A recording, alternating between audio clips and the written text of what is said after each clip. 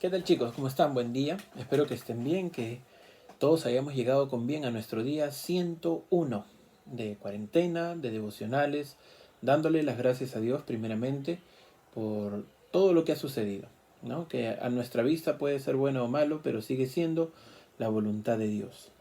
Ayer hemos estado viendo la resurrección y hoy día llegamos al final de Mateo. El devocional de hoy está en Mateo capítulo 28 y vamos a leer del versículo 11 al versículo 20, donde hay una historia interesante, donde hay una historia conocida. La conocemos a esta parte final como la Gran Comisión, pero vamos a encontrar algo más. Antes de empezar, les voy a pedir que por favor cierren sus ojos y tengamos un tiempo de oración. Bendito Señor, Padre Celestial, te damos gracias, Señor, porque nos has permitido llegar hasta aquí. Gracias, Padre, porque a pesar de las tristezas, el dolor y la enfermedad, Señor, nosotros podemos gozarnos en tu palabra, en ti, Señor. Nos podemos gozar por tu compañía, por tu amor, Señor. Gracias, Padre, porque en toda situación está representado tu amor. Padre, guíanos en todo tiempo. Sé tú con nosotros. En el nombre de tu Hijo Cristo Jesús. Amén. Bien, estábamos en Mateo 28, del versículo 11 al versículo 20, lo último de Mateo. Permítanme leerlo. Dice el informe de la guardia. Mientras ellas iban, he aquí unos de la guardia fueron a la ciudad y dieron aviso a los principales sacerdotes de todas las cosas que habían acontecido.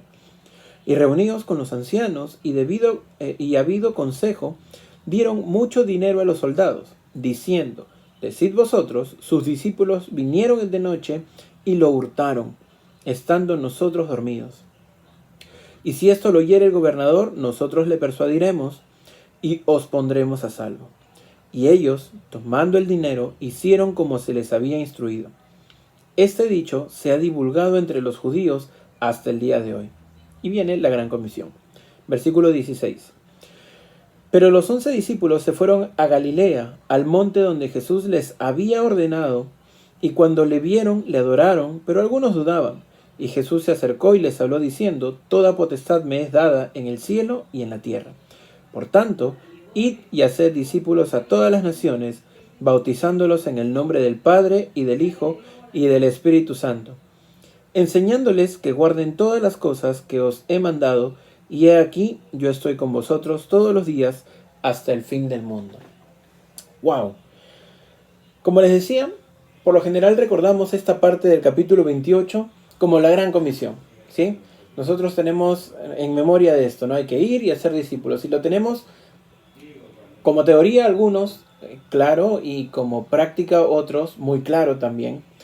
Y es interesante que venga acompañado de estos 4 versículos previos, o 5 versículos previos, del versículo 11 al versículo 15. Y esto lo vamos a ver aquí en Mateo, porque luego voy a leer un paralelo de la Gran Comisión. Dice: mientras ellas iban, luego de que se habían encontrado con Jesús y Jesús les dijo que vayan avisando, he aquí uno de los guardias fue a la ciudad y dieron aviso a los principales sacerdotes de todas las cosas que habían acontecido. Otra vez, los líderes religiosos que habían demostrado ser corruptos. Teníamos militares corruptos, teníamos políticos corruptos. Todos estaban de acuerdo en que querían destruir todo lo que había construido Jesús. No solamente por su nombre y para vanagloria, sino en la predicación que él había hecho. Querían desestimar todo lo que él había predicado. Querían hacerle una mala fama. Se esforzaban hasta más no poder. Y lo que hicieron, dice que otra vez se reunieron. Y es sorprendente cómo estas personas, religiosos, grandes personas que estudiaron la palabra, teniendo a Jesús ahí mismo, no pudieron ver a Dios. Y no porque Jesús no haya sido Dios, sino porque sus ojos y su mente y el corazón tan endurecido que tenían no les permitía que ellos puedan ver la gloria de Dios. Después que se reunieron, dice, dieron dinero a los soldados y le dijeron: si alguien les dice algo, ustedes dicen que en la noche vinieron los discípulos y lo robaron mientras ustedes dormían, ¿no? Entonces crearon un plan para desprestigiar a los discípulos. Ya no les bastó con mentir para poder crucificar a Jesús, sino que también veían la forma de desprestigiar todo su legado, lo que Jesús estaba dejando aquí en la tierra. Y miren desde qué momento Apenas se dio la muerte de Jesús, ya querían desprestigiar a todos sus seguidores. Yo no sé cuántas veces han desprestigiado la palabra de Dios que tú compartes. O probablemente tu actitud esté desprestigiando la palabra de Dios. Y no tengan que decir nada falso contra ti. Pero recuerda, nosotros como hijos de Dios estamos llamados a lo que continúa, que es del versículo 16 al versículo 20. La gran comisión. Y dice, ¿no? A pesar de esto, dice, los 11 discípulos se fueron a Galilea, al monte donde Jesús les había ordenado. Y ahí tuvieron un encuentro con Jesús. Pero esto lo voy a leer en otro libro. Y antes de pasar a esa parte, recordemos, la gran comisión es para todos. Y va a haber gente que va a atentar contra nuestra gran comisión. Va a haber gente que va a planificar distintas cosas para que nosotros no podamos compartir el Evangelio. O para que cuando compartamos el Evangelio no nos crean. Porque quieren desprestigiar la palabra de Dios. Y hay de ellos, ¿no? Como decía Jesús, pobre de ellos. Porque realmente oponerse a predicar la palabra de Dios es asumir un riesgo bastante alto. Porque es un riesgo que no trae nada de satisfacción. Y en cambio, predicar la palabra de Dios también es un riesgo alto. Te van a rechazar. Si sales de aquí del Perú y llegas a otros países, vas a llegar a lugares donde te van a querer meter a la cárcel por compartir la palabra de Dios, o te van a multar, o incluso van a buscar matarte y callarte, porque no quieren que la palabra de Dios se predique. ¿Desde cuándo esto se intentó? No solamente se desprestigió al mismo Jesús, sino todo su legado quería ser desprestigiado. Y mintieron para que lo crucifiquen, y mintieron ahora para que el nombre de los discípulos también quede mal. Pero luego viene la gran comisión, y permítanme leerles el paralelo en Lucas 24, del 36 al 49. Y aquí vamos a ver lo que acabamos de leer, pero en una versión más extendida. Me gusta mucho leer Lucas. Lucas tiene algunos detalles que otros evangelios no tienen. Dice, Jesús se aparece a los discípulos, versículo 36. Mientras ellos aún hablaban de estas cosas, Jesús se puso en medio de ellos y les dijo, paz a vosotros. Entonces, espantados y atemorizados, pensaban que veían espíritu. Pero él les dijo, ¿por qué estáis turbados y vienen a vuestro corazón estos pensamientos? Mirad mis manos y mis pies, que yo mismo soy. Palpad y ved, porque un espíritu no tiene carne ni huesos, como veis que yo tengo. Y diciendo esto les mostró las manos y los pies. Y como todavía ellos de gozo no lo creían y estaban maravillados, les dijo, ¿tenéis aquí algo de comer? Entonces le dieron parte de un pez asado y un panal de miel. Y él lo tomó y comió delante de ellos. Y les dijo, estas son palabras que yo os hablé estando aún con vosotros, que era necesario que se cumpliese todo lo que está escrito de mí en la ley de Moisés, en los profetas y en los salmos. Entonces les abrió el entendimiento para que comprendiesen las escrituras, y les dijo, así está escrito, y así fue necesario que el Cristo compadeciese, y resucitase de los muertos al tercer día, y que se predicase en su nombre el arrepentimiento y el perdón de pecados en todas las naciones, comenzando desde Jerusalén. Y vosotros sois testigos de estas cosas. He aquí, yo enviaré la promesa de mi Padre sobre vosotros, pero quedaos vosotros en la ciudad de Jerusalén hasta que seáis investidos de poder desde lo alto. Jesús se presenta ante sus discípulos y dice,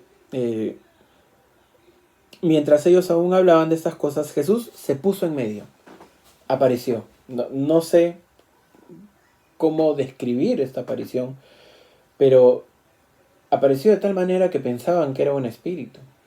Y Jesús les recrimina y les dice, ¿por qué estáis turbados? Ellos no dijeron nada, pero Jesús, obviamente, podía ver sus corazones y podía escuchar lo que paseaba en sus mentes. Y les decía, ¿por qué estáis turbados? Y vienen a vuestro corazón estos pensamientos. En todo tiempo Jesús está atento a lo que nosotros sentimos, más allá de lo que nosotros decimos. Sabe, Dios conoce nuestros pensamientos. Y él todavía les demuestra y le dice, mira, palpa mis manos, palpa mis pies, para que veas que no soy un espíritu. Porque ellos pensaban que la resurrección de Jesús iba a ser en espíritu, pero Jesús había vencido a la muerte y su cuerpo se había renovado. A pesar de todo el sufrimiento que hemos visto en la crucifixión y los latigazos y el castigo y todo lo que le acompañaba. Y luego les dijo, ¿no? Tengo hambre, denme de comer. Y Jesús les empezó a explicar que todo esto había sucedido para que se cumpliese lo escrito en la ley y los profetas, en el Antiguo Testamento. Y tenemos que recordar que en este tiempo Jesús se encargó de comisionar, de preparar todo un plan, de preparar esta estrategia que no solamente duraba una pequeña época, que dura hasta nuestros tiempos. Es aquí donde Jesús empieza a revelar el plan diseñado para nosotros también después de que Él se vaya. Y dice que nosotros tenemos que llevar el Evangelio hasta los fines de la tierra. A nosotros nos toca enseñar. Como les decía en un inicio, va a haber gente que nos va a desprestigiar. Muchos de los discípulos empezaron a asumir su responsabilidad, pero también sufrieron persecución, los terminaron matando, sufrieron a causa de Cristo. Y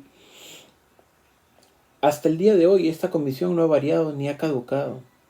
La invitación o el mandato a que nosotros compartamos el Evangelio sigue siendo exactamente el mismo. Ve y haz discípulos y bautízales. Y vamos a ver que aquí Dios, o la Trinidad de Dios, en su máxima expresión va a seguir obrando. Dios habiéndonos dado la salvación, Jesús habiendo cumplido su parte y el Espíritu Santo obrando en nosotros para que nosotros podamos seguir predicando el Evangelio y en las personas que aún no han escuchado para poder entender. Nosotros no estamos solos. Nosotros, si venimos con la palabra de Dios, vamos a ser guiados por el Espíritu Santo. Nosotros, cuando prediquemos de la palabra de Dios, no esperemos a que nos aplaudan por si lo hicimos bonito o por si no se nos trabó la lengua. Estemos viendo que lo que haya salido de nuestra boca haya salido con el 100% de verdad. Y que podamos compartir el Evangelio y que podamos creer en nuestro Cristo resucitado. Y que no nos quedemos solamente maravillados y con la boca abierta y decir, qué lindo Jesús, cómo me salvó. Qué lindo Dios, cómo tiene tanto amor por el mundo. Sino que nosotros, siendo testigos de eso, agarremos todo el conocimiento que podamos tener o el poco conocimiento que podamos tener y compartamos su palabra. Y que llevemos estas buenas nuevas a gente que aún no le conoce. Y que no terminen como estos grandes líderes que por ahí tenían algo de conocimiento y teoría, pero en la práctica no tenían una relación con Dios.